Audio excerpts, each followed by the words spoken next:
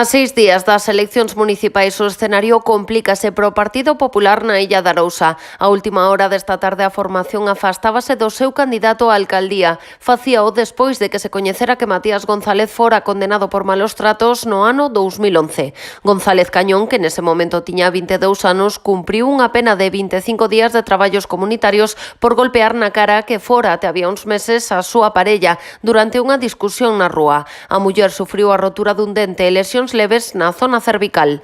Dende o Partido Popular Provincial defenden que descoñecían a existencia desta sentenza. Nun comunicado aseguran que aborrecen a violencia de xénero e que unha persoa condenada por estes feitos non pode representar os valores do partido. As cousas afirman que Matías González non é afiliado ao PP, polo que non se lle poden aplicar os seus estatutos. Ademais, a pesares de que dende a formación se lle exixiu que abandonara a candidatura, o alcaldable negouse a facelo.